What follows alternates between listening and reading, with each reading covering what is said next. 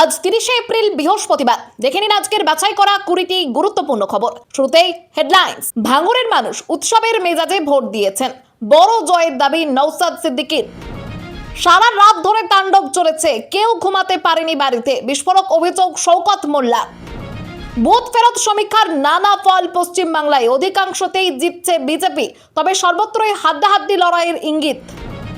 জয় Bangla slogan দেওয়া তৃণমূল কর্মীদের পিছু ধাওয়া করলেন শুভেন্দু, বললেন ওরা সব বাংলাদেশি মুসলিম। বিজেপির দাবি করা দুটি বুথেই হতে পারে পুনর্নির্বাচন, ইঙ্গিত দিয়ে সিইও মনোজ বললেন পরিস্থিতি দাবি করলে আরও হবে। এছাড়াও রয়েছে আরো বেশ কিছু খবর। বাংলা পলিটিক্সের সমস্ত খবর প্রতিদিন সকালে দেখতে সাবস্ক্রাইব করুন আমাদের বি পলিটিক্স চ্যানেলটি। আর একটা লাইক করার অনুরোধ রইল, আপনার একটা লাইক আমাদের কাজ করার উৎসাহ অনেকটাই বাড়িয়ে দেয়। এবার আসছি বিস্তারিত সংবাদে। ভোটের দিন ভাঙড়ে আইএসএফ এবং তৃণমূলের মধ্যে সংঘর্ষ হতে পারে এমন আশঙ্কা আগে থেকেই ছিল। বিশেষ করে ক্যানিং পূর্বের বিদায়ী বিধায়ক শওকত মোল্লাকে তৃণমূল প্রার্থী হিসেবে ভাঙড়ে আনার পর সেই আশঙ্কা আরও বেড়েছিল। তবে বাস্তবে দেখা গেল সম্পূর্ণ ভিন্ন ছবি। স্পর্শকাতর হিসেবে পরিচিত ভাঙড় বিধানসভা কেন্দ্রের দিনভর কোথাও অশান্তি হয়নি। দীর্ঘদিন পরে এমন শান্তিপূর্ণ ভোট দেখেছে এই এলাকা, এমনটাই মনে করছেন স্থানীয়রা। এই পরিস্থিতিতে স্বস্তিতে নির্বাচন কমিশনও। বুধবার ভোটের দিন গোটা কেন্দ্র ঘুরে পরিস্থিতি পর্যালোচনা করেন নওশাদ সিদ্দিকী। আগে সংঘর্ষের আশঙ্কা থাকলেও ভোটের দিন বড় কোনো অশান্তির খবর পাওয়া যায়নি। এই শান্তিপূর্ণ পরিবেশের জোরেই আগের ব্যবধানে ছাপিয়ে 50,000-এর বেশি ভোটের জয়ের দাবি করেন নওশাদ। দিনভর বিভিন্ন বুথে ঘুরে ভোটারদের সঙ্গে কথা বলেন তিনি। ভাঙড় এক ব্লকের কিছু এলাকায় তৃণমূল কর্মীরা তাকে দেখে জয় বাংলা স্লোগান দিলেও তিনি তা হেসে এড়িয়ে যান। এমনকি মজা করেই বলেন, মারবে নাকি? তাহলে মারো দেখি দুঘা। যদিও পরিস্থিতি কখনো উত্তপ্ত হয়নি, তার নিরাপত্তা রক্ষীরা দ্রুত তাকে সরিয়ে নিয়ে যান। পরে শান্তিপূর্ণ ভোটকে কেন্দ্র করে শাসক দলের একাংশকে কটাক্ষ করলেও অন্য একাংশ ইতিবাচক ভূমিকাও স্বীকার করেন নওশাদ। তিনি বলেন, ভাঙড়ের মানুষ উৎসবের মেজাজে ভোট দিয়েছেন। অনেকেই জানিয়েছেন 10 থেকে 15 বছর পর নিজের ভোট নিজেরাই দিতে পেরে তারা খুশি। এই অভিজ্ঞতাকে তিনি আসল ভাঙড়ের চিত্র বলেই উল্লেখ করেন।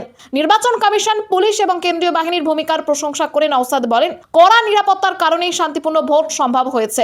পাশাপাশি তৃণমূলের একাংশের সহযোগিতার কথাও উল্লেখ করেন তিনি। তবে নাম না করে কিছু রাজনৈতিক ব্যক্তিকে আক্রমণ করে বলেন, ভাঙড়ের মানুষ হিংসা চান না, কিন্তু কিছু মানুষ নিজেদের স্বার্থে এলাকায় অশান্তি ছড়ানোর চেষ্টা করেন। সারা রাত ধরে তাণ্ডব চলেছে, কেউ ঘুমাতে পারেনি বাড়িতে, বিস্ফোরক অভিযোগ শওকত মোল্লা। ভোটের আগের রাত থেকেই ভাঙড়ে উত্তেজনার পারদ চড়ছিল। এমনই বিস্ফোরক অভিযোগ তুললেন তৃণমূল কংগ্রেসের প্রার্থী শওকত মোল্লা। তার দাবি, সারা রাত জুড়ে তাণ্ডব চলেছে, কেউ আতঙ্কে ঘুমাতে পারেননি। ভাঙড় বিধানসভা কেন্দ্রের ভোট শেষ পর্যায়ে পৌঁছানোর পর সামগ্রিক পরিস্থিতি নিয়ে প্রশ্ন করা হলে শওকত বলেন, ভোট মোটের ওপর শান্তিপূর্ণ হলেও এর আড়ালে একাধিক উদ্বেগজনক ঘটনা ঘটেছে। তিনি ভাঙড়বাসীকে ধন্যবাদ জানানোর পাশাপাশি পুলিশের ভূমিকা নিয়েও প্রশ্ন তোলেন। তার অভিযোগ, ভোটের আগের দিন থেকে কেন্দ্রীয় বাহিনীকে সঙ্গে নিয়ে তৃণমূল কর্মীদের বাড়িতে বেছে বেছে হামলা চালানো হয়েছে, ভাঙচুর করা হয়েছে এবং কর্মীদের মারধর করা হয়েছে। শওকতের দাবি, অন্তত 30 জন তৃণমূল কর্মীকে বিনা কারণে তুলে নিয়ে যাওয়া হয়েছে, যাদের মধ্যে পোলিং এজেন্ট, বুথ সভাপতি এবং পঞ্চায়েত নির্বাচিত সদস্যও রয়েছেন। তিনি আরও জানান, গুরুতর আহত এক মহিলাকে পিজি হাসপাতালে পাঠাতে হয়েছে, যিনি অচেতন হয়ে পড়েছিলেন।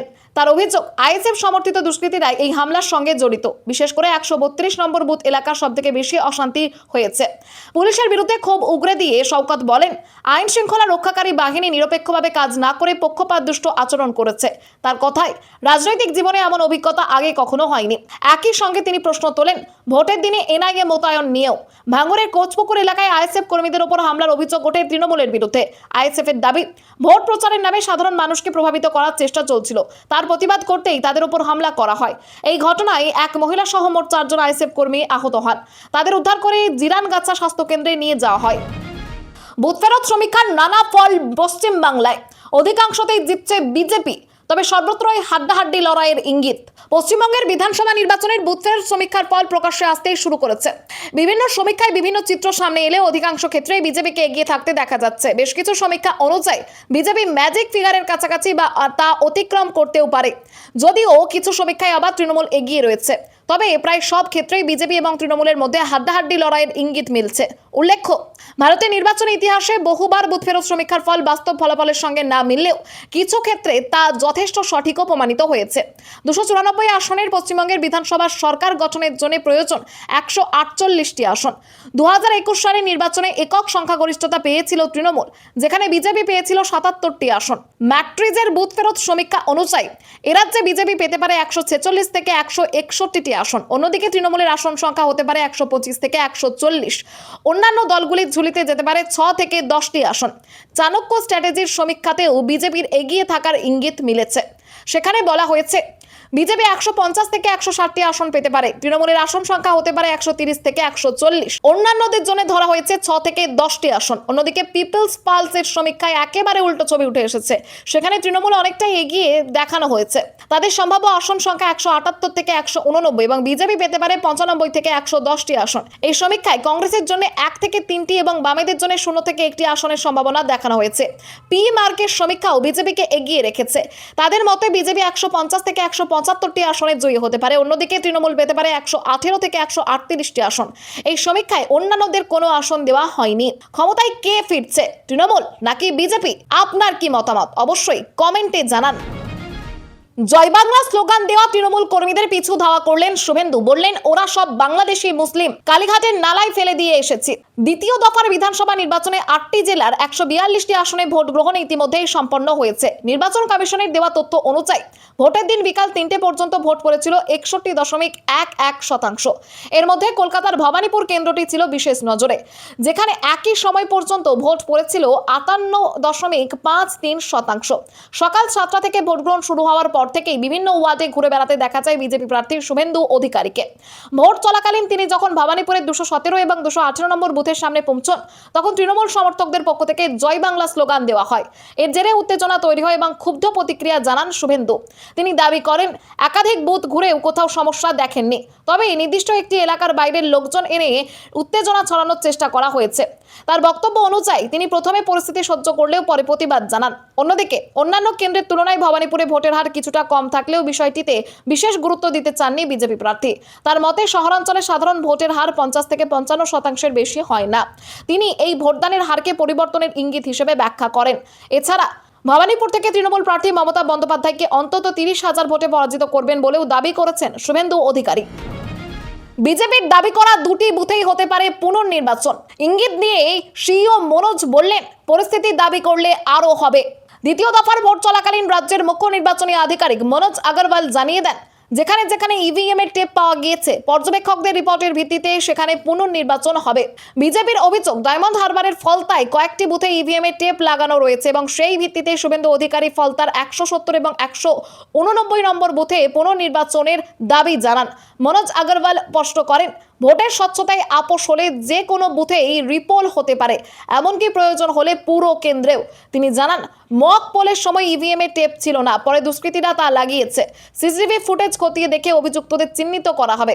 কত বুথে পুনর্নির্বাচন হবে তা কমিশনের চূড়ান্ত সিদ্ধান্তের ওপর নির্ভর করবে। ভোট দিয়ে বেরিয়ে ক্ষুব্ধ রঞ্জিত মল্লিক ক্ষোভ উগরে বলেন 60 বছর ভোট দিচ্ছি, এই প্রথমবার। 29 এপ্রিল পশ্চিমবঙ্গে বিধানসভা নির্বাচনের দ্বিতীয় দফার ভোট গ্রহণ সম্পন্ন হয়।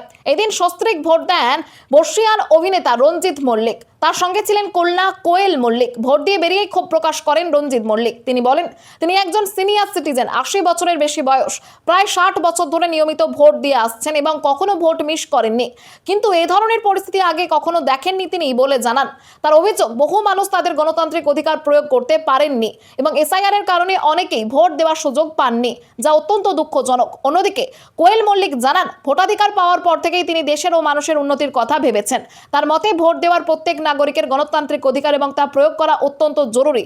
তিনি আশা প্রকাশ করেন সবাই যেন নিজেদের মতো করে ভোট দিতে পারেন। উল্লেখ্য 2026 সালের বিধানসভা নির্বাচনের আগে তৃণমূল কংগ্রেসের রাজ্যসভার প্রার্থী হিসেবে কোয়েল মল্লিকের নাম ঘোষণা হয় অনেকেই চমকে যান। সম্প্রতি তিনি দিল্লিতে রাজ্যসভায় সাংসদ হিসেবে শপথ গ্রহণ করেছেন নিজের আসল নাম রুক্মিণী মল্লিক হিসেবে, যা বিশেষভাবে নজর কেড়েছে। 7 বিজেপি কেন্দ্রীয় বাহিনীর জল্লাদ ও গুন্ডা। উদয়নারায়ণপুরে বুথে মৃত্যু বৃদ্ধের, রেগে আগুন অভিষেক। 2026 বিধানসভা নির্বাচনে কেন্দ্রীয় বাহিনীর ভূমিকা নিয়ে তীব্র আক্রমণ শোনালেন তৃণমূলের সাংসদ অভিষেক বন্দ্যোপাধ্যায়।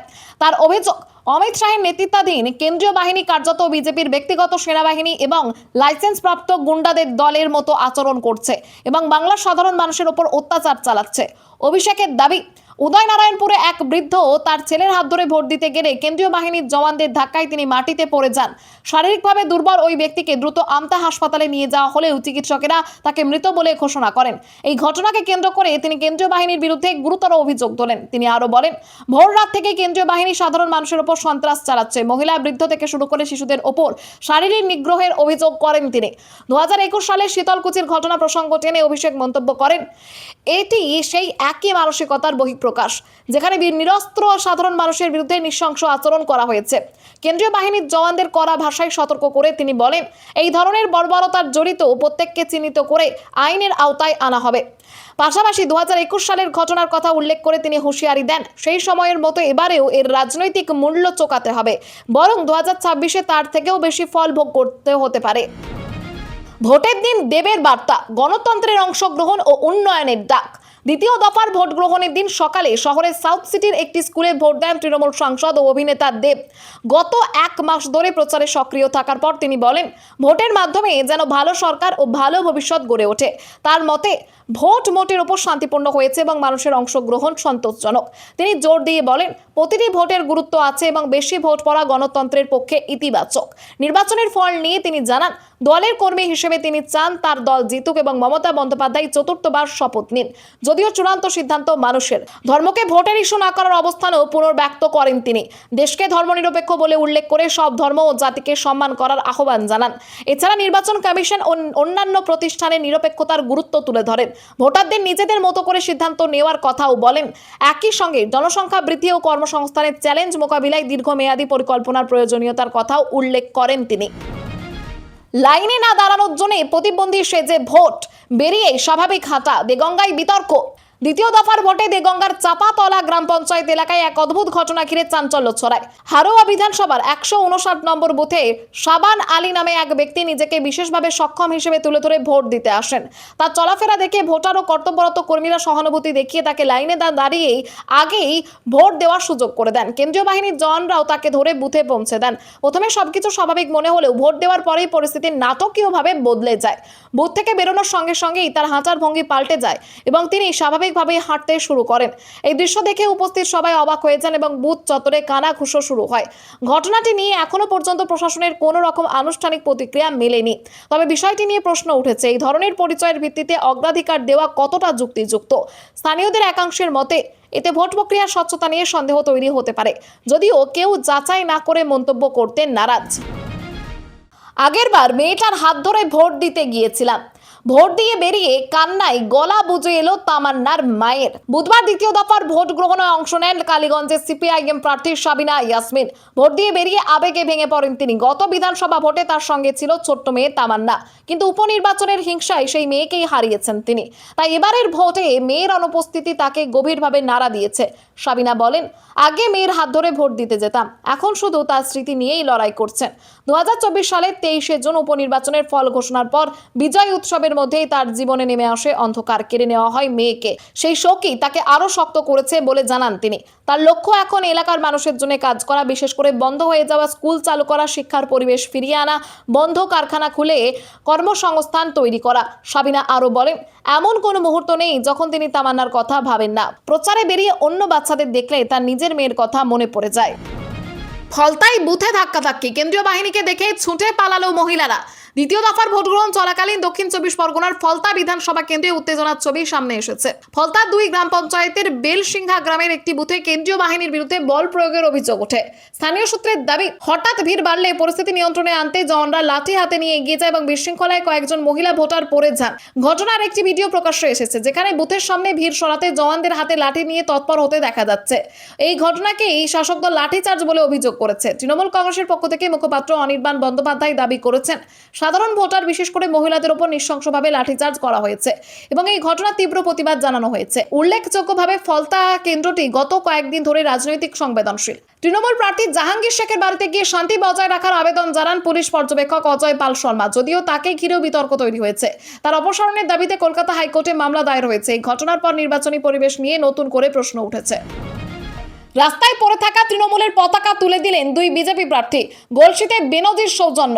রাজ্যের বিভিন্ন প্রান্তে তৃণমূল ও বিজেপির সংঘাতে উত্তেজনা বাড়লেও গলসি ও আউশ গ্রামের মাঝে কোটা চণ্ডীপুরে এক ব্যতিক্রমী ছবি সামনে এসেছে। সেখানে রাস্তার ওপর পড়ে থাকা তৃণমূলের দলীয় পতাকা তুলে দেন গলসির বিজেপি প্রার্থী রাজু পাত্র এবং আউশ গ্রামের বিজেপি প্রার্থী কলিতা মাঝি।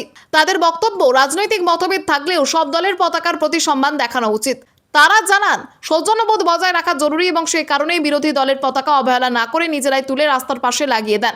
একই বক্তব্য তারা পুনর্ব্যক্ত করে বলেন, রাজনৈতিক লড়াই থাকলেও সম্মানবোধ থাকা প্রয়োজন। অন্যদিকে নবদ্বীপের ভালুকাতেও সৌজন্যের আরেকটি ছবি দেখা গেছে। সেখানে ভোট চলাকালীন তৃণমূলের ক্যাম্পে গিয়ে বসে বিজেপি প্রার্থী শ্রুতি শেখর গোস্বামী।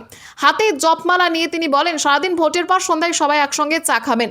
ভোটের লড়াইয়ের মাঝেও সামাজিক সম্পর্ক বজায় রাখার বার্তাই দিয়েছেন তিনি। মদ খাইয়ে আদিবাসীদের প্রভাবিত করার চেষ্টা, বিজেপির তারাই বোতল ফেলে তৃণমূল কর্মীরা দে দৌড়। দ্বিতীয় দফার ভোটে দক্ষিণবঙ্গের 142টি আসনে মোটের ওপর শান্তিপূর্ণ নির্বাচন চললেও অনিয়মের অভিযোগও সামনে এসেছে। পূর্ব বর্ধমানের গলসিতে আদিবাসী পাড়ায় মদ খাইয়ে ভোটারদের প্রভাবিত করার অভিযোগ তুলে বিজেপি। এই ঘটনায় পরিস্থিতি কিছুটা উত্তপ্ত হয়ে ওঠে। বিজেপি প্রার্থী রাজু পাত্র দাবি করেন, তারা হাতে নাতে বিষয়টি ধরে ফেলতে তৃণমূল কর্মী সমর্থকরা সেখান থেকে পালিয়ে যায়। দুপুরে তিলকচন্দ্রপুর গ্রাম পঞ্চায়েতের একটি এলাকায় গিয়ে বিজেপি কর্মীরা প্রচুর খালি ও অর্ধেক ভর্তি বোতল দেখতে পান, যা মদ বলে দাবি করা হয়। পরে পুলিশ ঘটনাস্থলে গিয়ে সেই বোতলগুলি উদ্ধার করে নিয়ে যায়। যদিও তৃণমূলের পক্ষ থেকে এই অভিযোগে কোনো প্রতিক্রিয়া মেলেনি এবং অভিযোগের সত্যতাও নিশ্চিত হয়নি। লুঙ্গি পরায় বুথে ঢুকতে দেয়নি বাহিনী, অগত্যা নাতির প্যান্ট পরে ভোট দিলেন বৃদ্ধ। উত্তর 24 পরগনার গাইঘাটা বিধানসভার বেরগুম 1 নম্বর পঞ্চায়েতের কুচলিয়ায় কেন্দ্রীয় বাহিনীর বিরুদ্ধে পোশাক ফতোয়ার অভিযোগ ঘিরে বিতর্ক তৈরি হয়েছে। আব্দুল রৌফ মন্ডল নামে এক বৃদ্ধ লুঙ্গি পরে ভোট দিতে গেলে তাকে কেন ওই পোশাকে ভোট দিতে এসেছেন বলে প্রশ্ন তুলে ভোট কেন্দ্র থেকে বাড়ি পাঠিয়ে দেওয়া হয়। পরে তিনি নাতির একটি প্যান্ট পরে ফিরে এসে ভোট দেন। স্থানীয়দের অভিযোগ, এমন ঘটনা আরও কয়েকজনের সঙ্গেও ঘটেছে, অথচ এই গ্রামে আগে লুঙ্গি পরে ভোট দিতে কখনো সমস্যা হয়নি। দ্বিতীয় দফার ভোট চলাকালীন বিভিন্ন জায়গায় কেন্দ্রীয় বাহিনীর বিরুদ্ধে আক্রমণাত্মক আচরণের অভিযোগ উঠেছে। জামালপুরে চর মারার অভিযোগ, বাগদায় মারধরের অভিযোগও সামনে এসেছে। এই ঘটনার পর এলাকায় ক্ষোভ ছড়ায় এবং তৃণমূল নেতৃত্ব প্রশ্ন তোলে। বিক্ষোভের জেরে শেষ পর্যন্ত কেন্দ্রীয় বাহিনী তাদের অবস্থান থেকে সরে আসে এবং পরে লুঙ্গি পরে ভোট দিতে আর বাধা দেওয়া হয়নি। তবে প্রিসাইডিং অফিসার বা বাহিনীর তরফে এ বিষয়ে কোনো মন্তব্য করা হয়নি। তৃণমূলের চপমুড়ি বনাম বিজেপির আইসক্রিম, কে দিল কেনই বা দিল জানি না বলছেন ভোটাররা। দ্বিতীয় দফার ভোটের দিন বেলা বাড়ার সঙ্গে সঙ্গে গলসিতে ভোটারদের ভিড় বাড়তে দেখা যায়। পশ্চিম বর্ধমানের গলসির তাতর বাঁধ গ্রামের একটি বুথে ভোট দিয়ে বেরোনোর পর ভোটারদের হাতে মুড়ি, চপ, চানাচুর, ছোলা ও শসা তুলে দেওয়ার ছবি সামনে আসে। পাশাপাশি তীব্র গরমে স্বস্তি দিতে আইসক্রিমও দেওয়া হচ্ছিল। গলসি বিধানসভার 264 নম্বর বুথের বৃন্দাবনপুর এলাকাতেও একই ছবি দেখা যায়। ভোটাররা এক হাতে মুড়ির থলে, অন্য হাতে আইসক্রিম নিয়ে ফিরছেন। এই বিষয়ে ভোটারদের বিশেষ কৌতূহল দেখা যায়নি। মামনি পাতর নামে এক ভোটার জানান, তারা শুধু মুড়ি পেয়ে নিয়ে বাড়ি ফিরছেন। কে বা কারা দিচ্ছে তা জানেন না। তৃণমূল প্রার্থী অলোক মাঝি বলেন, কে দিচ্ছে তাই তিনিও জানেন না, তবে বিষয়টি ঠিক নয় বলেও মন্তব্য করেন। অন্যদিকে বিজেপি প্রার্থী রাজু পাত্র জানান, তাদের পক্ষ থেকে কিছু দেওয়া হয়নি, তবে কেউ দিলে তার কিছু বলার নেই। পুরো ঘটনায় ভোটের বিধিভঙ্গ হয়েছে কিনা তা নিয়ে কোনো পক্ষেরই বিশেষ মাথা ব্যথা নেই।